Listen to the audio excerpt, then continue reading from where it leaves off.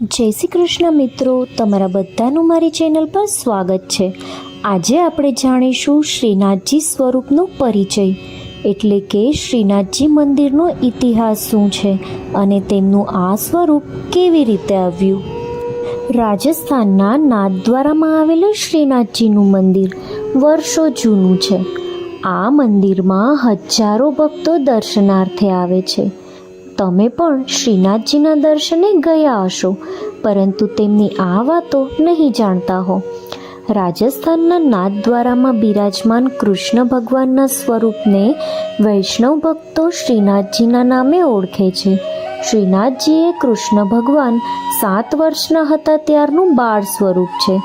અત્યારે શ્રીનાથજીનું જે મંદિર છે તે વર્ષ 1728માં બાંધવામાં આવ્યું હતું।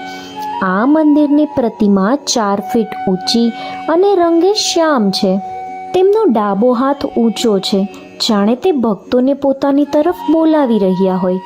જમણો હાથ કમર પર છે। આ સ્વરૂપમાં ચોરસ પીઠિકા છે, જેના પર 9 ચીજો જોવા મળે છે। 2 ગાય, 1 નાગ, 1 ઘેટું, 1 પોપટ, 2 મુનિ, 1 સાપ, 1 સિંહ અને 2 મોર। હવે આપણે જાણીશું શ્રીનાથજીના સ્વરૂપ વિશે। શ્રીનાથજી એ કૃષ્ણ ભગવાનનું 7 વર્ષની વયનું બાળ સ્વરૂપ છે। તેમનું મુખ્ય મંદિર રાજસ્થાનમાં ઉદયપુરથી 48 કિલોમીટર દૂર નાથદ્વારામાં આવેલું છે। પુષ્ટિ માર્ગી વલ્લભ સંપ્રદાય અથવા શુદ્ધ અદ્વૈત વૈષ્ણવોના તે આરાધ્ય દેવ છે। વલ્ભાચાર્યના પુત્ર વિઠ્ઠલનાથજીએ નાથદ્વારામાં શ્રીનાથજીની પૂજા ચાલુ કરી। શરૂઆતમાં કૃષ્ણ ભગવાનના આ બાળ રૂપને દેવદમન નામ અપાયું હતું, કારણ કે તેમણે ગોવર્ધન ઉચકી દેવરાજ ઇન્દ્રનો ઘમંડ તોડ્યો હતો। ત્યાર પછી વલ્ભાચાર્યએ તેમને ગોપાલ નામ આપી પૂજાની આ જગ્યાને ગોપાલપુર નામ આપ્યું। છેવટે વિઠ્ઠલનાથજીએ આ સ્વરૂપને શ્રીનાથજીનું નામ આપ્યું, જે પ્રચલિત બન્યું। શ્રીનાથજીનો ઉલ્લેખ પ્રાચીન સાહિત્યમાં જોવા મળે છે। ભગવદ્ ગીતામાં શ્રી કૃષ્ણ ગોવર્ધન પર્વત ઉચકે છે ત્યારે તેમના આ સ્વરૂપનો ઉલ્લેખ છે। આ ઉપરાંત ગર્ગ સંહિતા ગિરિરાજ ખંડમાં પણ શ્રીનાથજીનો ઉલ્લેખ છે। અહીં તેમને દેવદમન શ્રીનાથ તરીકે સંબોધવામાં આવ્યા છે। પુષ્ટિ માર્ગીઓ માને છે કે શ્રીનાથજીના હાથ અને ચહેરા ગોવર્ધન પર્વતમાંથી ઉદ્ભવ્યા છે। ત્યાર પછી વ્રજવાસીઓ તેમના ગુરુ માધવેન્દ્રપુરીના માર્ગદર્શન હેઠળ પૂજા કરવાની શરૂ કરી। આ ગોપાળોના દેવને શ્રીનાથજી નામ આપવામાં આવ્યું। વલ્ભાચાર્યએ તેમની પૂજાને વધુ પ્રચલિત બનાવી। શ્રીનાથજીની મૂળ પૂજા ગોવર્ધન નજીક જતીપુરા મંદિરમાં થતી હતી, પછી તે પર્વતની ટોચે મોટા મંદિરોમાં ખસેડવામાં આવી હતી। શ્રી વલ્ભાચાર્યએ વિક્રમ સંવત 1549માં ગોવર્ધન પર્વત જઈ તેમની પૂજા શરૂ કરી। આ પ્રથા તેમના પુત્ર વિઠ્ઠલનાથજીએ ચાલુ રાખી હતી। એવી વાયકા છે કે શ્રીનાથજીની પ્રતિમા ગોવર્ધનના પથ્થરમાંથી સ્વયંભૂ પ્રકટ થઈ છે। હવે આપણે જાણીશું કે શ્રીનાથજી કેવી રીતે નાથદ્વારા પહોંચ્યા। પહેલા શ્રીનાથજીની પૂજા ગોવર્ધન પર્વત પર થતી હતી। તેમણે 1627માં યમુના નદીના કિનારે લાવવામાં આવી હતી। મુઘલ રાજા ઔરંગઝેબથી પ્રતિમાનું રક્ષણ કરવા તેમને લગભગ 6 મહિના આગ્રામાં રાખવામાં આવી હતી। આ પ્રતિમાને કોઈ નુકસાન ન પહોંચે એ માટે તેને રથ વાટે મેવાડના સિંહાદ ગામમાં મોકલવામાં આવી હતી। એ સમયે પ્રતિમાને લઈ જતા રથના પૈડા કાદવમાં ખૂંચી ગયા અને રથ જરાય હલી ન શક્યો।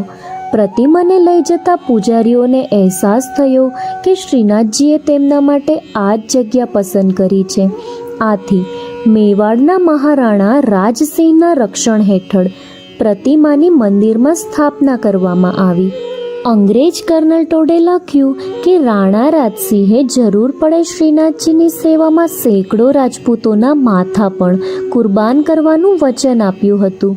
18 અને 19મી સદીમાં શ્રીનાથજી મંદિર પર ઇન્દોરના હોલકર, મેડા અને પિંડારીઓનો હુમલો થયો હતો। ત્યારે પ્રતિમાને ફરી મેવાડના રાજા મહારાણા ભીમસિંહના રક્ષણ હેઠળ ઉદયપુર અને ઘસિયારમાં સુરક્ષિત રાખવામાં આવી હતી। હવે આપણે જાણીશું શ્રીનાથજી મંદિરનો ઉદ્ભવ। શ્રીનાથજીને ગ્વાલિયર અને આગ્રા થઈ મેવાડ લાવવામાં આવ્યા હતા. ઔરંગઝેબ એક પછી એક હિન્દુ મંદિરોનો ખાત્મો બોલાવી રહ્યો હતો. શ્રીનાથજીનું મંદિર મેવાડના રાણાની મંજૂરીથી બાંધવામાં આવ્યું હતું.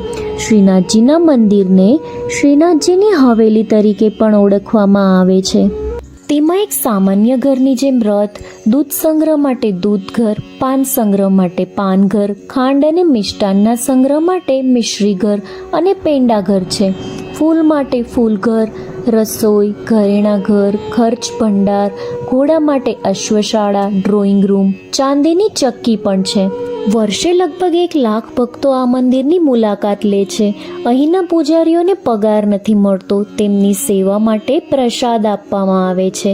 આ પ્રસાદ મુલાકાતીઓને વહેંચવામાં આવે છે. હવે આપણે જાણીશું શ્રીનાથજીની પ્રતિમા વિશે. આ પ્રતિમા કૃષ્ણ ભગવાનનું બાળ સ્વરૂપ છે.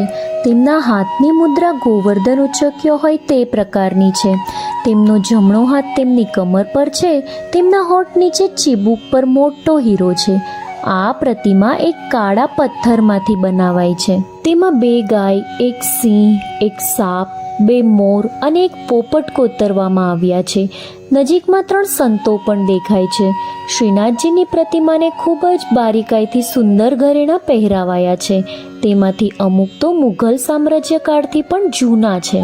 શ્રીનાથજીના સિલ્કના વાઘા પણ ઓરિજિનલ જરી તથા એમ્બ્રોડરી કામ કરી બનાવાય છે. નાથદ્વારા મંદિરને હવેલી કહેવાય છે. એક સમયે મેવાડના રાજપૂત રાજાઓનો અહીં મહેલ હતો. શ્રીનાથજીને ઠાકોરજીના લાડકવાયા નામે પણ ઓળખવામાં આવે છે. વાયકા છે કે એક દિવસે શ્રીનાથજી ગોવર્ધન પાછા ફરી જશે. હવે આપણે જાણીશું શ્રીનાથજી મંદિરના તહેવારો વિશે. શ્રીનાથજી મંદિરમાં અઠવાડિયે 3 તહેવારો ઉજવાય છે. રોજ 8 વાર ભક્તો માટે દર્શન ખોલવામાં આવે છે. ખૂબ જ વિસ્તૃત અને અટપટી વિધિથી દરરોજ શ્રીનાથજીની પૂજારીઓ સેવા કરે છે. શ્રીનાથજી મંદિરનું મુખ્ય આકર્ષણ તેની આરતી અને શૃંગાર છે. એક બાળકની જેમ શ્રીનાથજીનું રૂટીન જાળવવામાં આવે છે. દિવસ તથા રાતના સમય પ્રમાણે તેમને વાઘા પહેરાવવામાં આવે છે. દીવા, ફૂલ, ફળ અને અન્ય પ્રસાદ તથા સ્થાનિક સંગીતની ધૂન સાથે તેમની પૂજા અર્ચના થાય છે. શ્રીનાથજીના દર્શનને ઝાંખી કહેવામાં આવે છે. આ ભગવાનનું બાળ સ્વરૂપ હોવાથી તેમની વિશેષ કાળજી લેવાય છે. તેમના સૂવા, ઉઠવા, આરામ કરવાના સમયનું કડક પાલન કરવામાં આવે છે.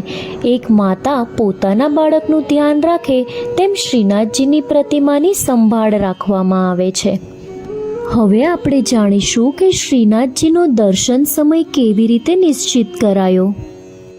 વાયકા મુજબ વ્રજની ગોપીઓ કૃષ્ણ ભગવાનને એટલો પ્રેમ કરતી હતી કે તે હંમેશા યશોદાના દરવાજે આવી ઊભી રહેતી અને નંદ ગોપાલને જોવા માટે બહાનું કાઢતી. યશોદા પોતાના બાળક માટે ખૂબ જ સંવેદનશીલ હતા. ગોપીઓના કારણે તેમના વહાલા કાનુડાને આરામ કરવાનો કે તેમના મિત્રો સાથે રમવાનો સમય ન હતો મળતો. આથી તેમણે નક્કી કર્યું કે બાળ ગોપાલનું દર્શન કરવા માંગતા હોય તો તે જમી લે, તેના પછી જ તેને મળી શકે, અથવા તો તે રમવા જતા હોય તે પહેલાં તેમના દર્શન કરી શકે. મહાપ્રભુજીએ જ્યારે હવેલીમાં પૂજા શરૂ કરી તો તેમણે તેમની કલ્પનાનું નંદાલય ઊભું કર્યું, જે દિવસના અમુક જ સમય ખુલ્લું રહે. આચાર્યએ દિવસના 8 સમય નિશ્ચિત કર્યા, જ્યારે ગર્ભગૃહમાં ભક્તો શ્રીનાથજીની ઝાંખી મેળવી શકે.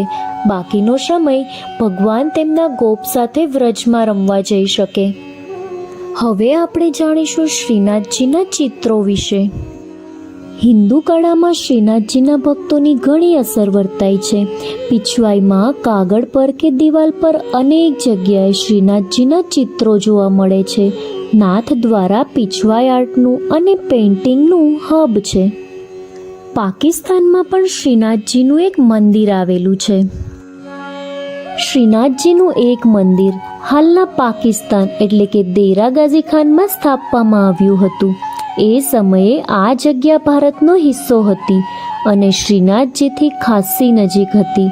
શ્રી લાલજી મહારાજે પૃષ્ટિ માર્ગના પ્રચાર માટે સિંધમાં આ મંદિર બંધાવ્યું હતું. રશિયામાં પણ વોલ્ગા વિસ્તારમાં શ્રીનાથજીની પૂજા થાય છે. યુએસમાં શ્રીનાથજીના 8 મંદિરો છે.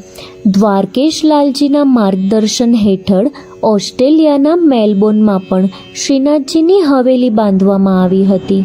ગોવામાં મારગાંવ પાસે વ્રજધામ હવેલી પણ બનાવવામાં આવી છે. તો મિત્રો, આ હતી શ્રીનાથજી મંદિર વિશેની માહિતી અને તેમનો ઇતિહાસ. જો તમને મારા આવા વિડીયોઝ ગમતા હોય તો જરૂરથી તેમને લાઈક અને શેર કરી દેજો અને આવા જ બીજા વિડીયોના નોટિફિકેશન મળે એ માટે મારી ચેનલને સબસ્ક્રાઈબ પણ કરી લેજો. Thank you for watching.